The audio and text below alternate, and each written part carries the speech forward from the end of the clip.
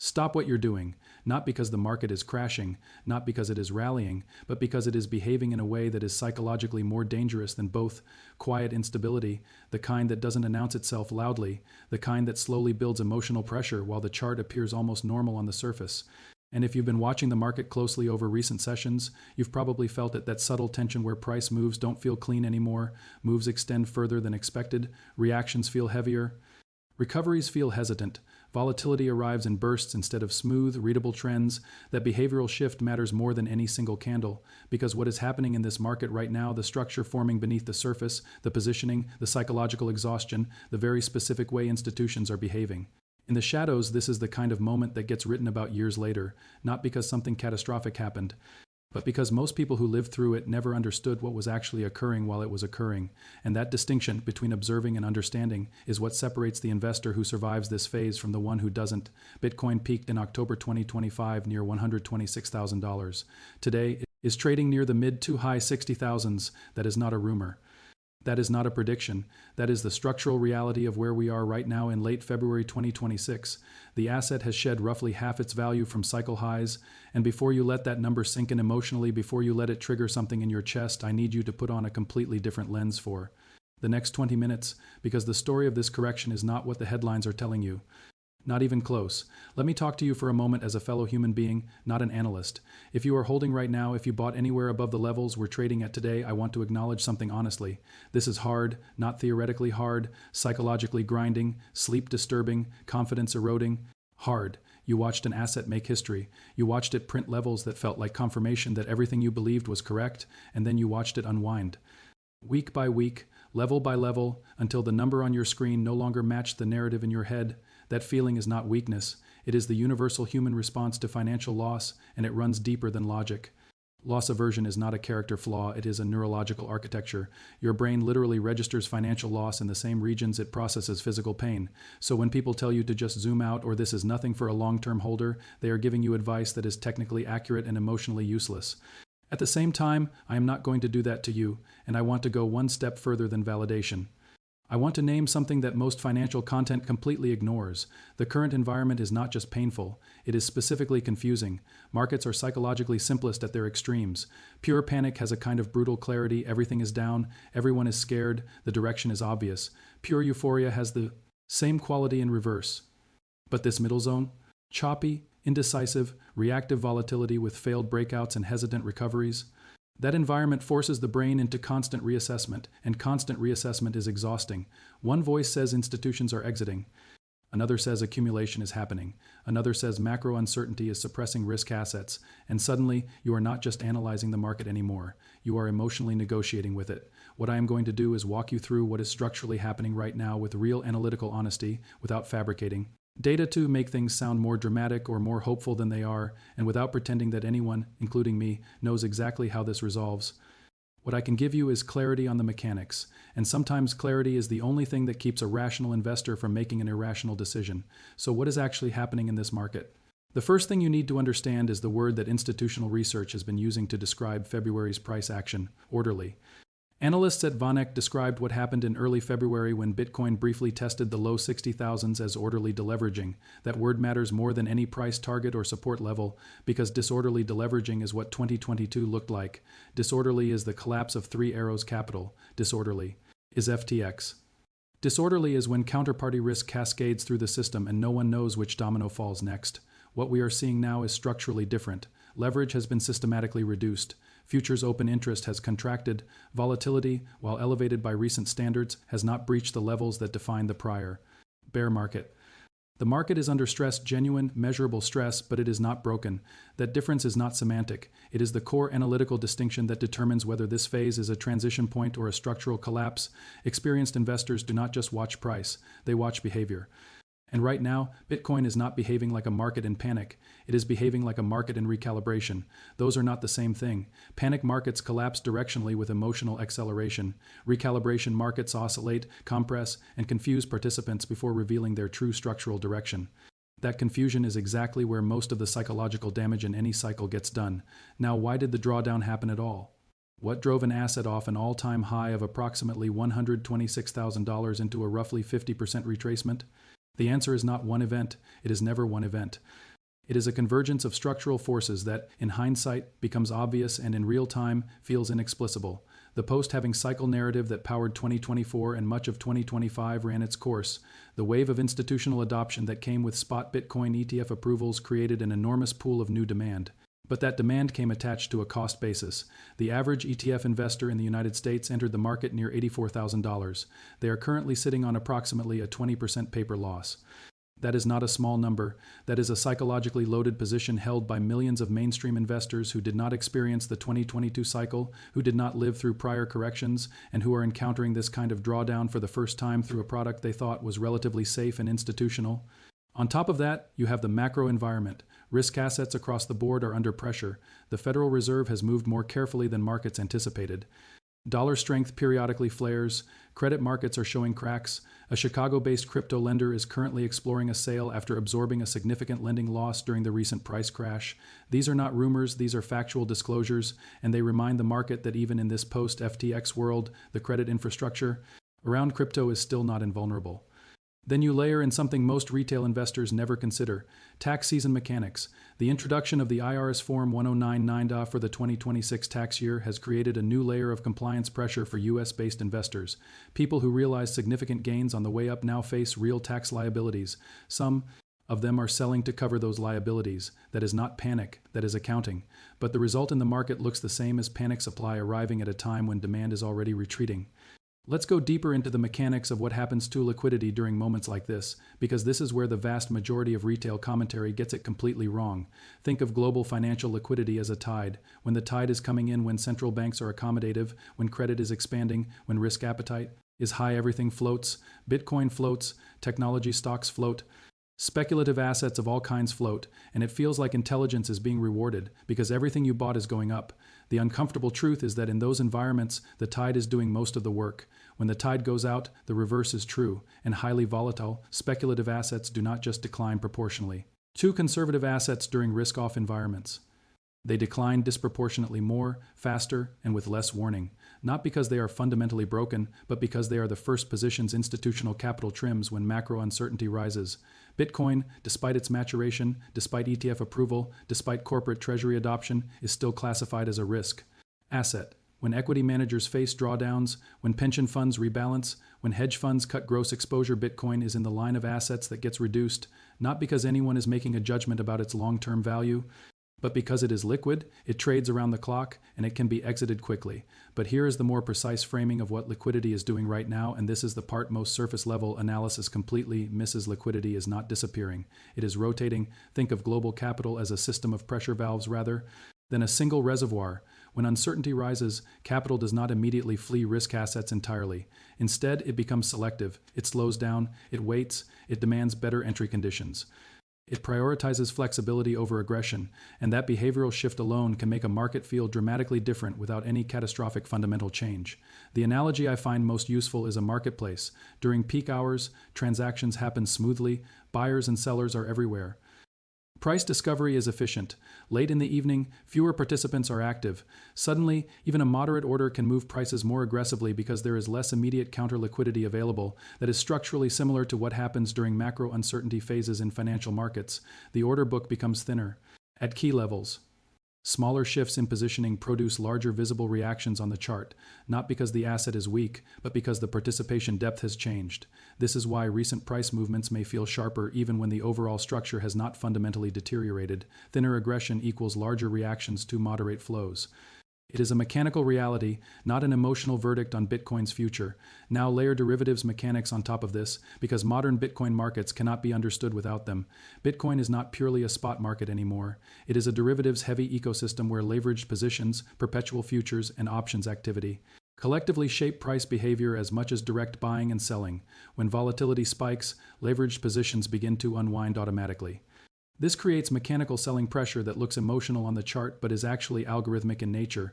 Long positions that were profitable hours earlier get liquidated, creating forced selling that has nothing to do with anyone's view on Bitcoin's long-term value and everything to do with margin requirements. Those liquidations push price lower, triggering more liquidations, creating the kind of sharp moves that feel catastrophic in the moment but show up as single candles on longer timeframe charts.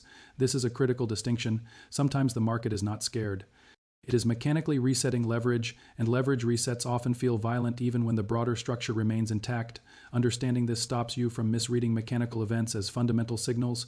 Funding rates, the cost of holding leveraged long positions in perpetual futures, have normalized or in some cases gone negative during this period. That normalization is actually healthy. The 2025 peak was characterized by elevated positive funding rates, which meant the market was saturated with leveraged long positions. Those positions needed to be cleared. The mechanism is always the same. Prices drop, margin calls go out, liquidations cascade, leverage contracts, and the system becomes structurally healthier. Painful in real time, necessary structurally. Now let's talk about the divergence that actually matters, the gap between what retail sentiment is signaling and what structural positioning is quietly doing. During correction phases, there is almost always a divergence between what price is doing and what accumulation metrics suggest. Price is dropping, headlines are negative. Sentiment surveys show fear. Social media is filled with capitulation posts and schadenfreude from skeptics, and retail participants operating under emotional exposure to real-time price, closer to the noise, more psychologically affected by visible drawdowns, are making exactly the kinds of decisions their nervous systems are pushing them toward. But beneath that surface noise, a different story is frequently visible to those who know what to look for. Long-term holders defined on-chain as addresses that have not moved their Bitcoin in more than a year do not behave like the retail crowd during these periods. They have lived through previous cycles. They have been through the experience of watching 50, 60, even 80% drawdowns and coming out the other side with substantially more wealth than when they entered. They do not sell into fear. They accumulate into it. Exchange balances the amount of Bitcoin sitting on centralized exchanges available for immediate sale have been showing a structural decline for months. Bitcoin continues to flow off exchanges into cold storage, into institutional custody, into products where it is being held as a long-term position rather than a tradable unit. Think about what accumulation actually looks like for large players. If you are an institution looking to build a meaningful Bitcoin position, you cannot simply market by $1 billion worth. You would move the market against yourself catastrophically. Instead, you accumulate during periods of weakness. You let the market come to you. You absorb selling pressure from panicked participants. You operate with limit orders in ranges where you have identified structural value. This process does not look bullish in the moment. It looks like grinding, uncertain price action. It looks like failed rallies and retests of support. It looks exactly like what makes retail investors lose confidence. But 6 months later, 12 months later, when price is substantially higher, those accumulation ranges become obvious on the chart. The professionals who built positions during the fear look smart. The retail participants who sold at those exact levels convince themselves they will wait for the next correction to, by then, repeat the same emotional pattern when it arrives.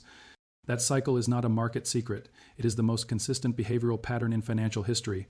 Narratives almost always lag behind structural market behavior. When volatility rises, media and social discourse amplify fear faster than they analyze mechanics. Headlines interpret every sharp move as confirmation of a larger directional thesis, even when the underlying drivers are mechanical or liquidity-based rather than fundamentally bearish. This creates a feedback loop. Volatility increases, fear narratives spread, retail confidence weakens, short-term selling pressure increases. But beneath that loop, strategic observers are analyzing a completely different dataset. Volatility compression zones, leverage resets, long-term cycle positioning. They are not the loudest voices. They never are. Let's go inside the institutional mechanics layer, because this is where the real misunderstanding lives. Bitcoin ETF flows are the most watched indicator in the current market, and they are being catastrophically misread by most retail commentary. Here is the reality. ETF outflows over the past several months represent institutional trimming, not institutional abandonment. There is a fundamental difference between those two things. When an ETF sees outflows, the narrative immediately becomes institutions are fleeing Bitcoin, but the actual behavior is far more nuanced. Total ETF holdings, despite the outflows, remain within a few percentage points of their peak in Bitcoin terms. What that means is that the majority of the institutional position is still in place. The marginal selling is occurring at the edges from investors who over-allocated, from those facing redemption pressure, from strategies that are mechanically reducing risk in correlation with broader portfolio drawdowns. The core position, the long-term, conviction-based institutional holding, is not moving. Entities operating within frameworks similar to those seen in traditional financial infrastructure, including exposure vehicles connected to firms like BlackRock, or derivative oversight environments associated with CME Group, prioritize risk-adjusted exposure rather than emotional timing. Their positioning changes are slower but more structurally impactful over time. During uncertain phases, their behavior often appears passive on the surface, but passive does not mean inactive. It means observant. They are monitoring liquidity depth, evaluating volatility persistence, assessing macro correlation strength, and waiting For asymmetry, the condition where potential upside significantly outweighs downside risk based on structural conditions. Another dimension most retail participants never consider is the role of market makers. Market makers provide liquidity, not direction. During volatile environments, they adjust spreads and inventory exposure to manage their own risk. This creates sharper wicks, faster reversals, and less smooth trend continuation, all of which amplify emotional reactions among retail traders. Yet from a structural perspective, this is a risk management response, not a directional verdict on the asset itself. It is easy to confuse market mechanics with market meaning. Let me now take you to the historical layer, but done honestly, without reverse engineering a pattern to tell a specific story. In every prior Bitcoin cycle, without exception, there has been a post-peak phase characterized by the following sequence. The all-time high is set, a sharp initial correction occurs, a relief rally temporarily restores confidence, and then a second, often more psychologically damaging decline grinds the market lower over an extended period. The timing of each phase has varied significantly across cycles. The depth of the corrections has varied. What has not varied is the pattern of retail capitulation followed by long-term holder accumulation followed, eventually by renewed institutional interest entering into a cleaner, less leveraged market structure. In every prior cycle, the period of maximum psychological pain where sentiment. Polls showed the most bearish readings, where social media was dominated by calls for a continued crash, where long-term analysts argued Bitcoin's time had fundamentally passed that period consistently preceded the beginning of the next meaningful accumulation phase, not immediately, not in a straight line. But the coincidence of extreme bearish sentiment with price levels that, in retrospect, were undervalued is one of the most reliable structural patterns in Bitcoin's entire history. The reason this pattern repeats is not mysterious. When everyone who is going to sell has sold, when leverage is cleared, when tax loss sellers have exited, when the ETF investors who could not stomach a 20% paper loss have capitulated, the remaining holder base is composed almost entirely of people who intend to hold, and when the seller pool is that thin, it does not take much incremental demand to produce a significant price move. The market becomes structurally coiled not because of some magical force, but because the supply of willing sellers has been dramatically compressed while the supply of Bitcoin itself remains fixed. What is different in 2025 and 2026 is the institutional infrastructure layer. Spot Bitcoin ETFs did not exist in prior cycles. Corporate treasuries had not yet adopted Bitcoin as a reserve asset. The regulatory clarity that now partially exists in the United States and Europe was absent. These structural differences have produced what Vanek described as a correction without classic capitulation, a deleveraging that is orderly precisely because the market has more mature participants and more sophisticated risk management than it did in 2022 or 2018. And the April 2024 halving supply mechanics are still working through the system. The full economic impact of that reduction in daily new issuance typically manifests over a 12 to 18-month lag as miners adjust their selling behavior and the reduction in natural supply interacts with demand dynamics. We are still inside that window. The halving has not been negated by the current correction. It is working in the background, slowly, quietly, in a way that daily price charts do not make legible but that the long-term holder base understands deeply.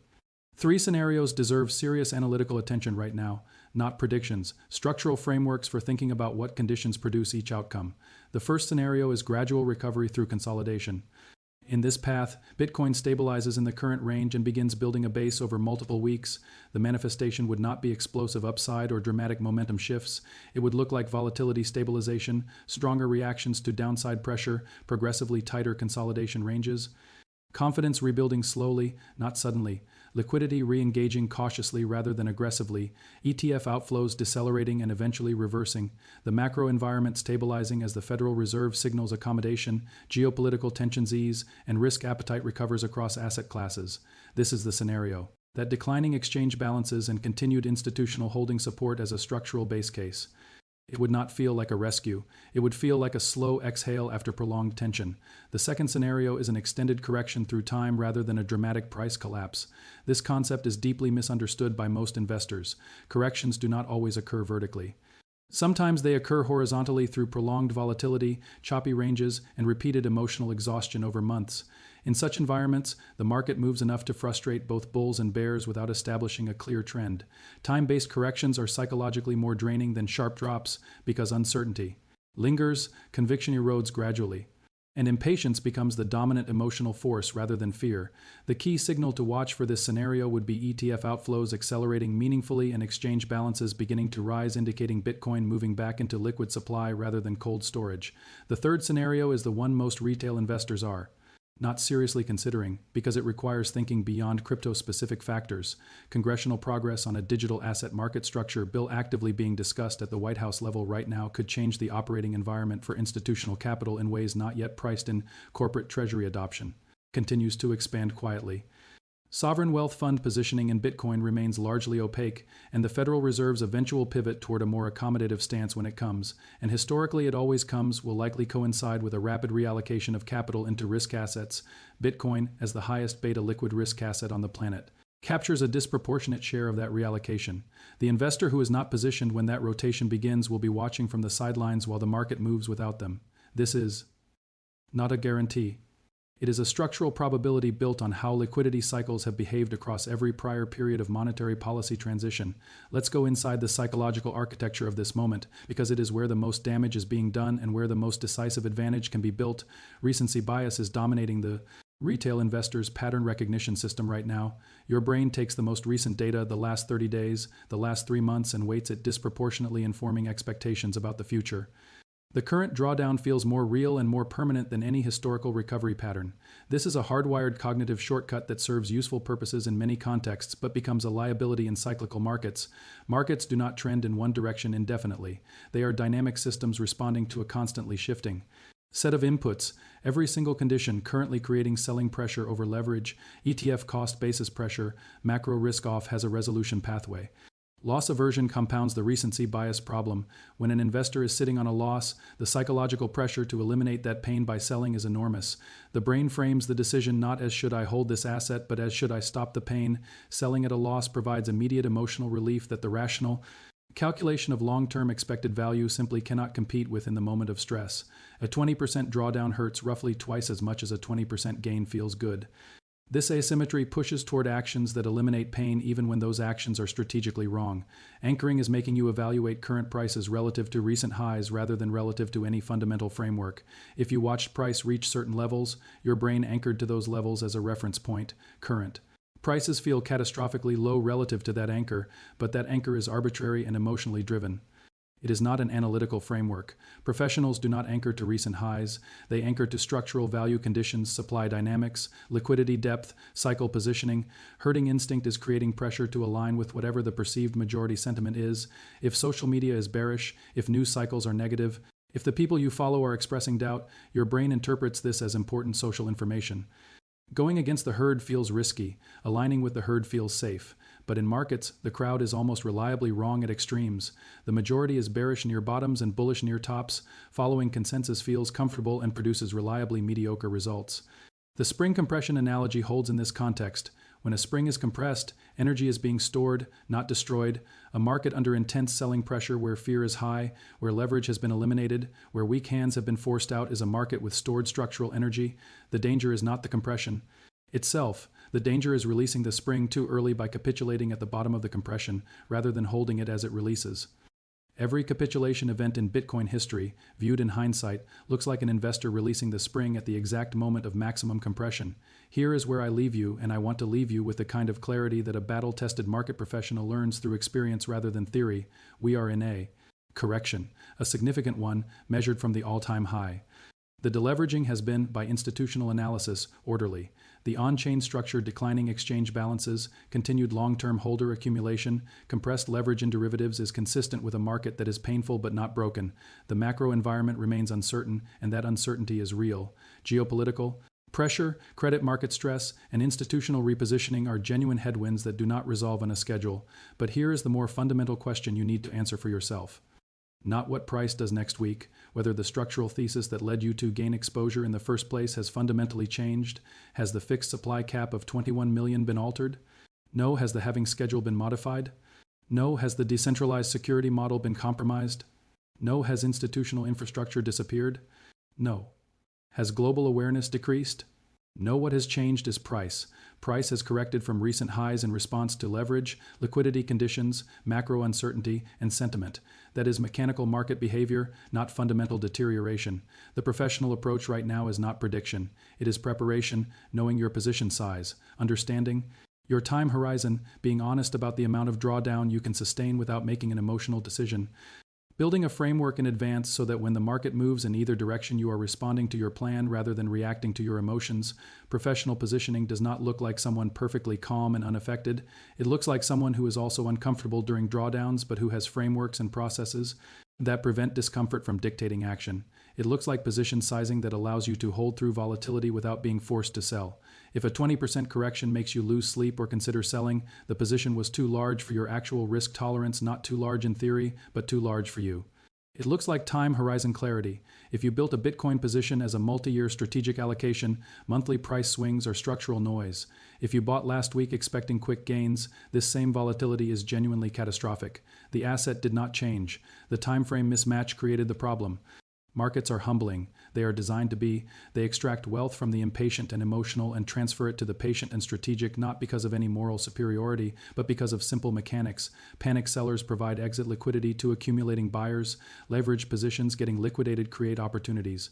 For patient capital. Fear-driven capitulation marks inflection points. You are living through one of those periods right now where the majority is uncomfortable and the minority with longer frameworks is positioning quietly. The investors who come out of this phase in the strongest position will not be the ones who predicted correctly. They will be the ones who sized appropriately, maintained strategic patience, and did not let temporary volatility shake them out of positions before the major structural moves materialized. I want to leave you with one question for the comments, and I mean this as a genuine analytical exercise, not a rhetorical device. Given that total ETF holdings remain very close to their peak in absolute Bitcoin terms despite months of headline outflows, what does that actually tell you about how institutional capital is behaving during this correction?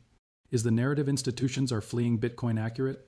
Or is something more nuanced happening that media coverage is structurally not equipped to explain? Next time, we are going to go deep into what the options market structure is signaling right now and why derivatives traders paying for downside protection in this environment might be telling us something very different about probability than the surface reading suggests. Stay strategic, stay rational, and remember discipline matters more than certainty in phases like this. This content is for educational and informational purposes only. Nothing presented here constitutes financial advice. Always conduct your own research and consult a qualified financial professional before making investment decisions. Past market cycles do not guarantee future outcomes.